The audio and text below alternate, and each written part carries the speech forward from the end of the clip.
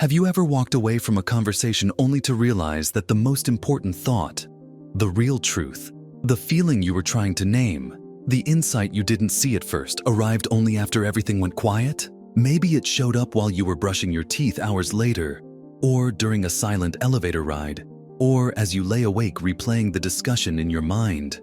It almost feels unfair. Why does your clearest thinking show up when the moment has already passed? Why does your brain deliver the truth only after the words have stopped? Today, we're going to explore this strange phenomenon, why the deepest clarity doesn't emerge inside the conversation, but in the spaces between words. This is the psychology of the pause, the cognitive echo that follows every meaningful dialogue, and the surprising truth that your mind does its real work not when you're speaking, but in the silence that follows. And most importantly, you'll learn how to use those silent moments not as afterthoughts, but as powerful tools for deeper understanding and more honest decision-making. To begin, let's name what's really happening. When someone speaks to you, especially in emotionally loaded or intellectually complex situations, your brain is doing two things at once. First, it's processing external information, words, tone, facial expressions, intentions. Second, it's managing your internal responses, emotions, memories, interpretations, assumptions, micro-reactions. That's a lot. It's like trying to read a book while someone is talking loudly next to you. You catch parts of both, but neither gets your full attention. And so the brain adopts a strategy. It postpones the real processing until the environment quiets. The moment the conversation ends, the cognitive echo begins. Think of it like striking a bell. The initial strike, the conversation, is loud, sharp, and messy. But the tone you really hear, the one that carries meaning, is the resonance that follows. It's in that resonance that your brain finally asks, what did that really mean? How did that make me feel? What was I trying to say but couldn't? Now let's break down what happens in that silent processing window. There are three layers. The first layer is emotional recalibration. During a conversation, especially when the topic is sensitive, your emotional system reacts faster than your cognitive one. Anger, insecurity, defensiveness, excitement, desire to impress, these all appear milliseconds before your reasoning catches up. In silence, the emotional storm settles. The prefrontal cortex comes online. You can finally separate what you felt from what was actually said. The second layer is semantic integration. This is your brain's way of asking, how does this new information fit with what I already know? You connect dots, fill gaps, update mental models, recall past experiences. It's the same mechanism your brain uses to dream. It reorganizes memory, makes patterns, extracts lessons. Words said in conversation become meaning only in reflection. The third layer is identity alignment. After any meaningful conversation, your mind checks, is what I said, thought, or felt aligned with who I believe I am or want to be? This is why we often walk away from a discussion thinking, I didn't express that well, or that wasn't truly how I feel, or I should have been more honest.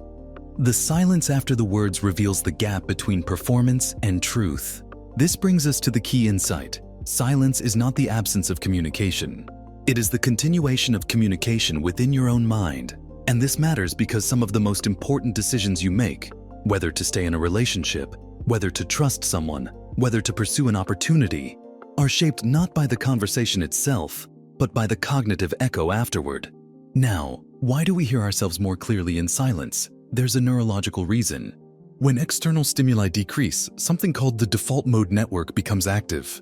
This network is responsible for introspection, moral judgment, autobiographical thinking, and emotional meaning-making. You could think of it as the part of your brain that asks the bigger questions. What does this say about me? What does this say about them? What does this mean for my life? It cannot fully activate while you are in the middle of the social dance of speaking, listening, reacting, adjusting. But once the dance stops, once the world becomes still, the default mode network becomes the stage. Suddenly, you have access to the deeper layers of thought that were running in the background. Silence gives them room to speak. But here's the critical part. Most people never intentionally use this echo. They let it wash over them but don't direct it. They feel the aftershocks of a conversation but don't extract insight from them. They experience emotional residue without understanding its message. This is where the power lies, in learning to listen to the echo deliberately. When you do, silence becomes not an absence but a tool for clarity. Let's take a practical example. Imagine you had a disagreement with a friend. In the moment, you defended yourself, perhaps too quickly. You felt misunderstood, maybe even attacked. Hours later, in silence, the cognitive echo arrives. You hear the words again. You hear your tone. You feel your emotional recoil. And suddenly you realize, I wasn't actually angry at them. I was hurt or insecure or afraid of disappointing them. That moment of clarity cannot happen while words are still flying. It only happens after. Or consider a job interview.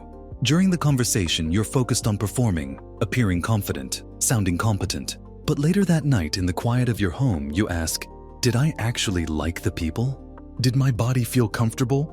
Or did something feel off? That deeper knowing emerges only when the noise fades. Even in romantic moments, the truth appears in silence.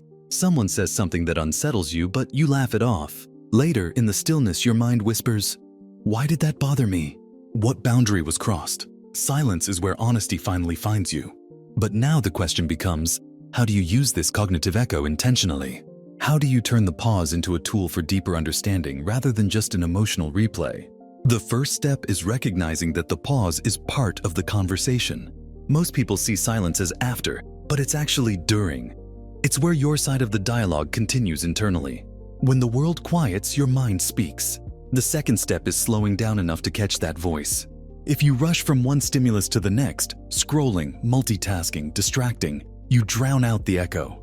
This is why so many insights arrive in the shower or on a walk or just before sleep. You finally give your brain the space it needs to finish the conversation. The third step is asking the right questions during the echo. Instead of letting thoughts swirl chaotically, guide them. Ask, what part of that conversation felt true? What part felt off? What emotion is still lingering? What did I stop myself from saying? What did I wish they understood? What did I learn about myself? These questions transform the echo into comprehension. The fourth step is noticing the difference between the noise of anxiety and the voice of insight.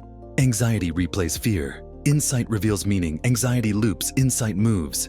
In silence, you can learn to distinguish the two. And finally, the fifth step is bringing the clarity back into your life. When the echo offers insight, act on it. Clarify a boundary. Communicate a truth. Make a decision you were afraid to face. The pause isn't just for understanding, it's for direction. In the next part, we'll explore the hidden role that silence plays in creativity, conflict resolution, intuition, and emotional healing, and you'll learn specific micro-practices to create cognitive echoes on demand, so you can think more clearly, feel more honestly, and make decisions with far greater self-awareness. Silence also plays an unexpected but profound role in creativity. Think about the moments when your best ideas come to you, while showering, sitting on a bus, walking without headphones, waking up slowly in the morning. These quiet spaces give the brain what psychologists call diffuse mode processing. When you're focused on a task, your brain uses narrow, deliberate attention. But creativity flourishes in the opposite state, when the mind relaxes, when nothing demands its immediate focus, when thoughts can drift and collide freely. Silence opens the gates for these collisions. In the pause, your brain forms connections that would never emerge under pressure. A conversation might plant the seed of an idea, but the silence afterward is where the idea actually grows. This is why writers, musicians, scientists, and thinkers guard their quiet time fiercely. It's not lack of activity, but the womb of insight. Silence is often misunderstood as emptiness. In reality, it's a cognitive workspace. But silence is not just about creativity. It's also the key to resolving conflict. When emotions run high in a disagreement, your nervous system activates stress responses that make it nearly impossible to think clearly. You become reactive instead of reflective. In the quiet after a conflict, your mind begins organizing the emotional data. That's when you finally understand what the argument was really about. Maybe it wasn't about the dishes or the tone of voice. Maybe it was about feeling unheard, unsafe, unappreciated, or overwhelmed. The cognitive echo reveals the emotional truth behind the surface disagreement. But here's a power that very few people use intentionally. Silence can prevent conflicts before they happen. When you pause before responding, especially when you feel triggered, you give your brain enough time to separate the immediate emotional spike from the deeper truth. In that small moment of stillness, your mind processes, what am I actually feeling? What do I actually want to communicate? That is how silence turns reactive conversations into constructive ones. Now let's look at intuition. Intuition isn't magic. It's fast pattern recognition based on emotional memory and past experience. But intuition speaks quietly. It doesn't shout, it whispers. And silence is the only moment when those whispers can be heard. Think about a time you sensed that something wasn't right. A job offer, a relationship, a business opportunity, but you couldn't articulate why. During the conversation, you ignored the signs, the tension in your stomach, the sudden shift in your breathing, the flash of hesitation. But later in the stillness, your intuition became clear. The cognitive echo gave shape to the feeling. You realized something important. The truth was already there. You just couldn't hear it over the noise. Silence translates intuition into language. It gives subconscious recognition a conscious voice. Now consider emotional healing. The world teaches us to process emotions by expressing them. Talking, journaling, sharing, discussing. These are useful but incomplete. Emotions also need space. When you're constantly consuming information or engaging with others, your emotional experiences pile up without integration. In silence, the emotional layers loosen. You finally feel what you've been avoiding. And while this can be uncomfortable, it's also essential. Just like the body heals during rest, the mind heals during quiet. Silence is the emotional equivalent of sleep. Your inner system repairs itself when external demands pause. The more you avoid silence, the more emotional backlog builds. Many people believe they fear silence, but what they really fear is meeting themselves. Now let's get practical. How do you use silence intentionally, not as an accidental moment between tasks, but as a deliberate cognitive tool? The first practice is called the conversation after the conversation. The next time you talk about something important, don't rush to conclusions. When the interaction ends, find 2 minutes of stillness. No phone, no music, no distraction.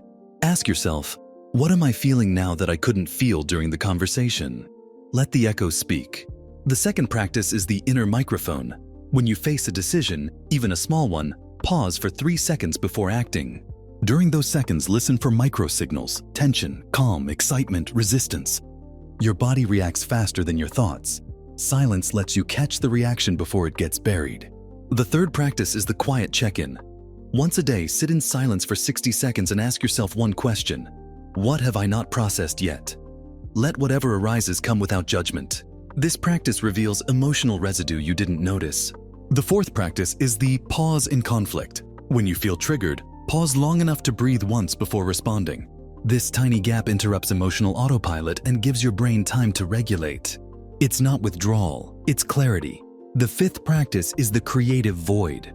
Spend at least 5 minutes a day without input. No scrolling, reading, listening. Let your mind wander. Most people think they don't have creative ideas. In truth, they just never let their minds get quiet enough to find them. The sixth practice is the post-echo articulation. After silence brings insight, write down the key sentence that emerged. It can be as simple as, I felt hurt, I'm not excited about this, or this isn't right for me. Naming the insight integrates it. The more you articulate the echo, the more your self-awareness strengthens. As you begin using these practices, something transformative happens. Silence stops being an empty space. It becomes a listening space, a thinking space, a healing space. You start to trust the quiet not as a void, but as a guide. You build the ability to hear the softest parts of yourself, the parts drowned out by noise, routine, and external expectation. And slowly your decisions become more honest. Your relationships become more grounded. Your creativity becomes richer. Your emotional life becomes clearer. You start choosing from truth instead of impulse and from awareness instead of habit. Silence is not absence, it is presence, your presence. If this video helped you hear even one thought that was waiting in your own quiet spaces, consider liking, sharing, and subscribing to Mind Unlocked. Here we explore the hidden architecture of the mind and build a toolkit for better thinking, deeper awareness, and more honest, intentional decisions. One thoughtful pause at a time.